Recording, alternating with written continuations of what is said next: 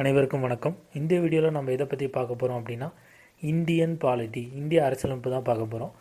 இந்திய அரசியலமைப்பு ஆல்ரெடி நம்ம வந்து குரூப் 1லேருந்து குரூப் 2 V.A.O எஸ்ஏ மற்றும் எல்லா விதமான காம்படிட்டிவ் எக்ஸாமுக்கும் நம்ம வந்து படிச்சுட்ருக்கோம். அந்த வரிசையில் இந்த வீடியோவில் பார்ட் 8 வந்து பார்க்க போகிறோம். ஆல்ரெடி பார்ட் 1லேருந்து பார்ட் 7 வரைக்கும் கொடுத்துருக்கேன். அது பார்க்காத நண்பர்கள் அது பார்த்துட்டு வாங்க. அது பார்த்துட்டு வந்தீங்கன்னா இந்த வீடியோ வந்து உங்களுக்கு எளிமையாக புரியும். அதோட கண்டினியூஷன் தான் இது.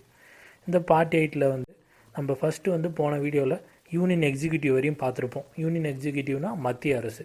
இந்த மத்திய அரசு வரையும் பார்த்துருப்போம். அந்த யூனியன் எக்ஸிக்யூட்டிவில் ஆர்டிகல் 52லேருந்து 151 வரையும் இருக்குது. போன வீடியோவில் நம்ம 52லேருந்து ஆர்டிகல் 61 வரையும் பார்த்துருப்போம். இந்த வீடியோவில் நம்ம ஃபஸ்ட்டு பார்க்க போகிறது லோக்சபா. லோக்சபா அப்படின்னா கீழவை அப்படின்னு சொல்லுவாங்க. இந்த லோக்சபாவில் மொத்தம் 552 மெம்பர்ஸ் இருப்பாங்க. இந்த 552 பேர் யார் அப்படின்னா எம்பிஸ், அதாவது எல்லா விதமான மாநிலங்களையும் இருந்து தேர்ந்தெடுக்கப்படக்கூடிய எம்பிஸ். நம்மளுக்கு வந்து இப்போ எம்பி எலெக்ஷன் நடக்கும். அந்த எம்பி எலெக்ஷனில் நம்ம தொகுதியை சேர்ந்த ஒருத்தரை வந்து தேர்ந்தெடுப்போம். அந்த தேர்ந்தெடுக்கக்கூடிய ஒருத்தர் வந்து அந்த லோக்சபாவில் போய் தான் வந்து அவங்க மெம்பராக இருப்பார். அதனால தான் எம்பின்றது மெம்பர் ஆஃப் பார்லிமெண்ட். அந்த பார்லிமெண்ட்டில் மொத்தம் 2 அவை இருக்கும், கீழவை மேலவை. கீழவைன்றது லோக்சபா, மேலவைன்றது ராஜ்யசபா. இந்த கீழவையில் இருக்கக்கூடிய லோக்சபாவில் மொத்தம் வந்து டோட்டலாக 552 பேர் இருக்குவாங்க. அதில் பிரசிடெண்ட்டால் நாமினேட் செய்யப்படுறவங்க எத்தனை பேர் அப்படின்னா 2 பேர். அந்த 2 பேர் யாருன்னா ஆங்கிலோ இந்தியன்ஸ், அதாவது இந்தியாவிலிருந்து வெளிநாட்டுக்கு போய் வெளிநாட்டில் குடியுரிமை பெற்று வாழக்கூடிய என்ஆர்ஐஸ் வந்து தான் ஆங்கிலோ இந்தியன்ஸ் அப்படின்னு சொல்லுவாங்க. இப்போது வந்து ஃபிக்ஸ்டு ஸ்டேட் மொத்தமாக லோக்சபாவில் டோட்டலாக வந்து 552 பேர்.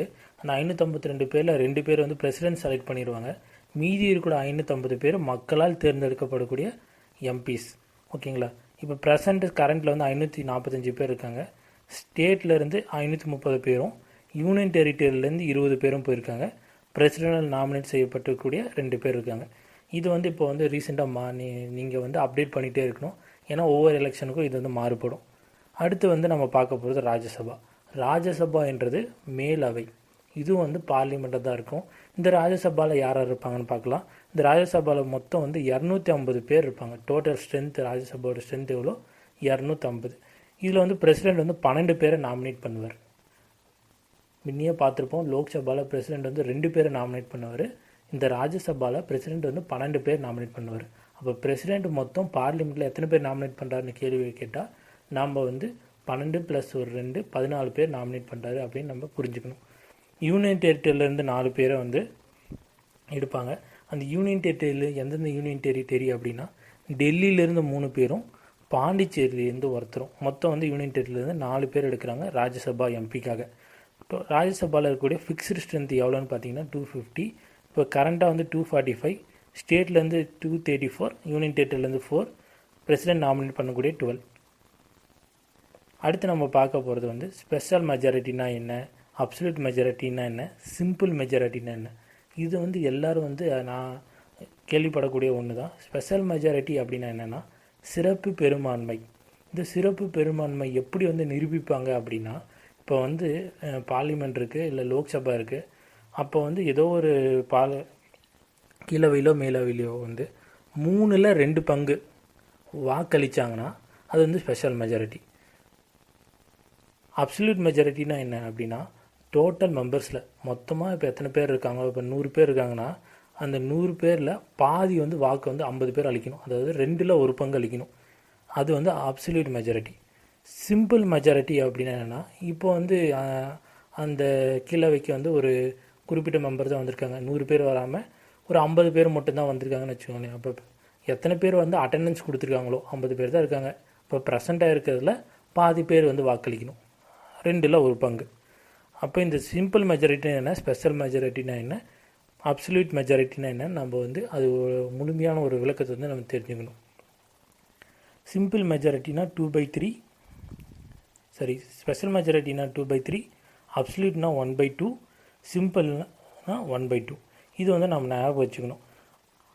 அதுக்கு முன்னாடி நம்ம டோட்டல் மெம்பர்ஸில் 2/3 வரும், டோட்டல் மெம்பர்ஸில் 1/2 வரும், சிம்பிள் மட்டும் ப்ரெசன்ட் மெம்பர்ஸில் 1/2 வரும். இது வந்து நீங்கள் தெளிவாக பார்த்துக்கோங்க. அடுத்து வந்து பவர்ஸ் ஆஃப் பிரசிடெண்ட் வரைய பவர்ஸ் வந்து பார்க்க போகிறோம். பிரசிடெண்ட்டுக்கு என்னென்ன பவர்ஸ் இருக்குது, பிரசிடெண்ட் வந்து யாரை நாமினேட் பண்ணுவார் அப்படின்னா nominates prime minister and council of ministers. President தான் வந்து பிரைம் மினிஸ்டரையும் சரி அவரை சார்ந்து இருக்கக்கூடிய எம்பிஸையும் வந்து யார் வந்து பதவி பிரமாணம் செஞ்சு வைக்கிறாங்க அப்படின்னா நம்மளுடைய பிரசிடெண்ட்டு தான். அப்போ பிரசிடெண்ட் வந்து மொத்தம் வந்து லோக்சபாவில் 2 பேரும் ராஜ்யசபாவில் 12 பேரும் வந்து தேர்ந்தெடுப்பாங்க அப்படின்ட்டு முன்னே லோக்சபா ராஜ்யசபாவில் பார்த்துருப்போம். அது எந்த ஆர்டிக்கலில் வருதுன்னா ஆர்டிக்கல் 80ல் 1 ஆர்டிக்கல் 80ல் 3 வரையும் சொல்லக்கூடியது. இந்த ஆர்டிகல்ஸ் வந்து கொஞ்சம் இம்பார்ட்டண்ட், அதை வந்து பார்த்துக்கோங்க. அடுத்து வந்து எக்ஸிக்யூட்டிவ் ஃபங்க்ஷன்ஸ். யாரோடைய எக்ஸிக்யூட்டிவ் ஃபங்க்ஷன்ஸ் பார்க்க போகிறோம் அப்படின்னா பிரசிடெண்ட்டோடைய எக்ஸிக்யூட்டிவ் ஃபங்க்ஷன் தான் பார்க்க போகிறோம். எக்ஸிக்யூட்டிவ் ஃபங்க்ஷன் அப்படின்னா என்ன அப்படின்னா பிரசிடெண்ட் வந்து யாரை எந்தெந்த துறை சார்ந்தவர்களை வந்து பிரசிடெண்ட் நாமினேட் பண்ணுவார் அப்படின்னு சொல்லக்கூடிய ஒரு அதிகாரம், அதாவது பிரசிடெண்ட்டோடைய அதிகாரத்தை பற்றி சொல்லக்கூடியது. அப்படி எந்த துறை சேர்ந்த நாமினேட் பண்ணுவார் அப்படின்னு பார்க்கலாமா? ஃபஸ்ட்டு வந்து சுப்ரீம் கோர்ட்டோடைய சீஃப் ஜஸ்டிஸை வந்து பிரசிடெண்ட் தான் நாமினேட் பண்ணுவார். அது மட்டும் இல்லாமல் ஹை கோர்ட்டோடைய சீஃப் ஜஸ்டிஸையும் பிரசிடெண்ட் தான் நாமினேட் பண்ணுவார். இது சொல்லக்கூடிய எல்லா பாயிண்ட்ஸும் வந்து நீங்கள் வந்து தெளிவாக பார்த்துக்கோங்க. அது ஸ்டேட்டோடைய கவர்னர், நம்ம மாநிலத்தோடைய கவர்னரையும் பிரசிடெண்ட் தான் வந்து நாமினேட் பண்ணுவார். அடுத்து எலெக்ஷன் கமிஷனர், எலெக்ஷன்லாம் நடத்துவாங்களே எலெக்ஷன் கமிஷனர், அந்த எலெக்ஷன் கமிஷனர்ஸையும் பிரசிடெண்ட் தான் நாமினேட் பண்ணுவார். அடுத்து யூபிஎஸ்சியோட ஹெட்டையும் பிரசிடெண்ட் தான் நாமினேட் பண்ணுவார். அடுத்து வந்து control and auditor general, CAG அப்படின்னு சொல்லுவாங்க, அவங்களையும் வந்து பிரசிடெண்ட் தான் நாமினேட் பண்ணுவார். அடுத்து அட்டார்னி ஜெனரல், அடுத்து supremacy head of India, SC/ST head, minority கமிஷனோடைய ஹெட், இங்கே இருக்கக்கூடிய எல்லாரையும் பிரசிடெண்ட் தான் நாமினேட் பண்ணுவார். அடுத்து language commission, linguistic provision head, language கமிஷனோடைய ஹெட்டையும் வந்து பிரசிடெண்ட் தான் நாமினேட் பண்ணுவார். Human rights commission head, human ரைட்ஸோடைய நிர்வாக அதிகாரியும் வந்து பிரசிடெண்ட் தான் நாமினேட் பண்ணுவார். இந்த ஹியூமன் ரைட்ஸ் வந்து இந்தியாவில் வந்து எப்போ ஸ்டார்ட் பண்ணாங்க அப்படின்னா October 12, 1993 ஸ்டார்ட் பண்ணுவாங்க. தமிழ்நாட்டில் எப்போ இந்த ஹியூமன் ரைட்ஸ் ஸ்டார்ட் பண்ணாங்க அப்படின்னா April 17, 1997. இது வந்து நல்லா பார்த்துக்கோங்க. அடுத்து சென்ட்ரல் இன்ஃபர்மேஷன் அண்ட் கமிஷனருடைய ஹெட்டை வந்து பிரசிடெண்ட் வந்து நாமினேட் பண்ணுவார். அடுத்து நம்ம பார்க்க போகிறது பிரசிடெண்ட்டோடைய ஆர்டினன்ஸ் பவர். பிரசிடெண்ட்டுக்கு என்னென்ன ஆர்டினன்ஸ் பவர் இருக்குது? ஆர்டினன்ஸ் அப்படின்னா என்னென்னா மேல் ஆணை. அவர் வந்து ஆணை பிறப்பிக்கக்கூடிய அதிகாரங்கள் என்னென்ன இருக்குது அப்படின்னு பார்க்க போகிறோம். இந்த ஆர்டினன்ஸ் வந்து எத்தனை மாதம் செல்லும் அப்படின்னா 6 மாதங்கள் மட்டுமே செல்லும். ஆர்டினன்ஸ் என்னென்னா வார் டைமில் வந்து பார்லிமெண்ட் வந்து ஃபார்ம் பண்ண முடியாது. சப்போஸ் இப்போ வந்து ஒரு வார் வந்தது அப்படின்னா அந்த வார் டைமில் வந்து பார்லிமெண்ட் வந்து ஃபார்ம் பண்ண முடியாது. அப்போ வந்து யார் வந்து பார்த்துப்பா அப்படின்னா பிரசிடெண்ட் தான் பார்த்துப்பார். அடுத்து வந்து பார்லிமெண்ட்டுடைய இருந்து வெளியெடுப்பக்கூடிய சொல்லுது. அந்த வார் சமயத்தில், போர் சமயத்தில் வந்து பார்லிமெண்ட் வந்து விட்டு போகக்கூடிய நிலையிலையும் வந்து பிரசிடெண்ட் வந்து பார்த்துப்பார். அடுத்து டிசொல்யூஷன். இந்த 3யும் வந்து இருக்கக்கூடிய பவர்ஸை தான் நாம் வந்து பார்க்க போகிறோம். இது வந்து ஷார்ட்டாக வந்து எப்படி ஞாபகம் வச்சுக்கலாம் அப்படின்னா வேலிடிட்டி, ஏதாவது ஒன்று இப்போ வந்து இந்த சிம்மு வந்து எவ்வளோ நாள் வந்து வேலிடிட்டி அப்படின்னு சொல்லுவாங்களே, அந்த வேலிடிட்டியை வந்து நான் ஞாபகம் வச்சுக்கலாம். WALEDI. WA வந்து வார், LE வந்து லீவ், அடுத்து DI வந்து டிசொல்யூஷன். இது வந்து ஒரு ஷார்ட்கட் மாதிரி நம்ம ஞாபகம் வச்சுக்கலாம். அடுத்து வந்து ஆர்டினன்ஸ் பவர் வந்து முழுமையாக பார்க்க போகிறோம். இதில் வந்து ஆர்டினன்ஸில் என்னென்ன ஆர்டிகல்ஸ் வந்து ரிலேட்டடாக இருக்குது அப்படின்னு பார்க்க போகிறோம். இந்த ஆர்டிகல்ஸ் வந்து நான் 3 ஆர்டிகல் கொடுத்துருக்கேன். இது 3மே வந்து ரொம்ப முக்கியமானது. இது வந்து பார்த்துக்கோங்க. ஃபஸ்ட்டு வந்து ஆர்டிகல் 1, 2, 3. இந்த ஆர்டிகல் ஈஸியாக ஞாபகம் வச்சுக்கலாம். ஏன்னா நம்பர்லேயே பாருங்கள் 1, 2, 3 இருக்குது. இது என்ன பவர் அப்படின்னா பிரசிடென்ட்ஸோடைய ஆர்டினன்ஸ் பவர். ஆர்டினன்ஸ்னால் முன்னே சொல்லியிருப்பேன், மேல் ஆணை, அவருடைய ஆர்டினன்ஸ் பவர் பற்றி சொல்லக்கூடியது. அடுத்து ஆர்டிகல் 213, முன்ன 1, 2, 3, இப்போ 213. இது ஈஸியாக இருக்குல்ல, ஞாபகம் வச்சுக்கலாம். அப்போ இது வந்து கவர்னருடைய ஆர்டினன்ஸ், கவர்னருடைய மேலாணை பவரை வந்து சொல்லக்கூடியது.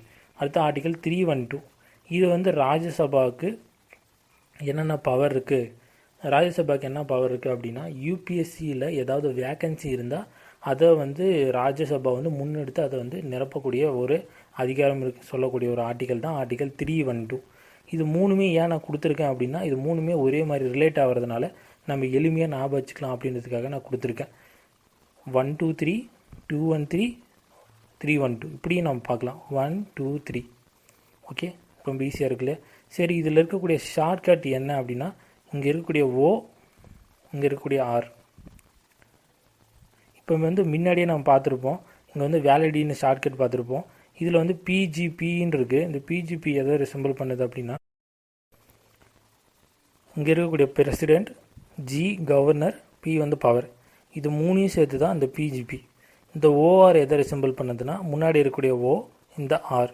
அப்போது இது ரெண்டையும் நம்ம சேர்த்து என்ன பண்ண போகிறோம் அப்படின்னா இங்கே இருக்கக்கூடிய ஷார்ட்கட் என்ன, பிஜிபி ஓஆர், அதான் ஷார்ட்கட். இது எப்படி ஞாபகம் வச்சுக்கிறது அப்படின்னா பிஜிபி இருக்கு இல்லையா, அதுக்கு முன்னாடி ஓ வரும், இங்கே வந்து ஆர் வரும். அதை வந்து நீங்கள் போட்டுக்கோங்க. இது கொஞ்சம் ட்ரிக்கியாக தான் இருக்கும், ஈஸியாக வந்து நீங்கள் ஞாபகம் வச்சுக்காத நான் சொல்லியிருக்கேன். இப்போ இந்த வீடியோவில் நம்ம என்னென்ன பார்த்துட்டு இருந்தோம் அப்படின்னு ஃபஸ்ட்லேருந்து பார்க்கலாம்.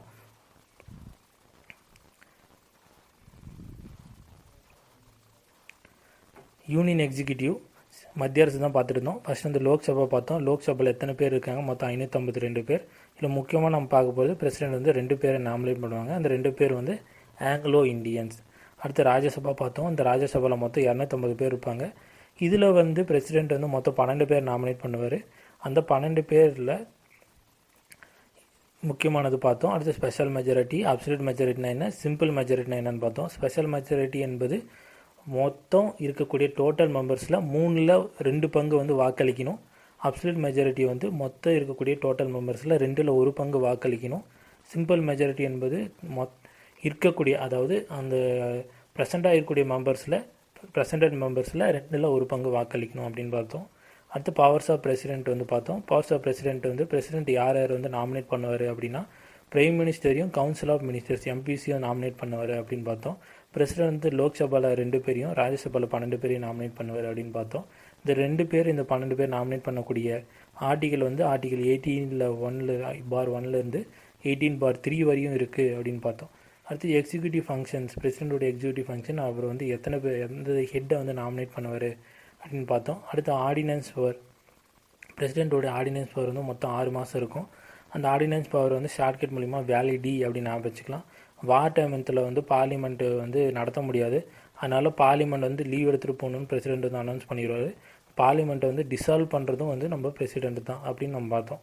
அடுத்து வந்து ஆர்டினன்ஸ் பவரில் இருக்கக்கூடிய முக்கியமான சில ஆர்டிகல்ஸ் வந்து என்னென்னா 123, 213, 312, 123, 213, 312.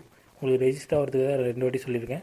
123ன்றது பிரசிடென்ட்டோடைய ஆர்டினன்ஸ், 213ன்றது கவர்னருடைய ஆர்டினன்ஸ், 312ன்றது ராஜ்யசபாவில் யூபிஎஸ்சியில் ஏதாவது வேகன்சி இருந்தால் அது நிரப்பக்கூடிய ஒரு அதிகாரம், அது வந்து 312.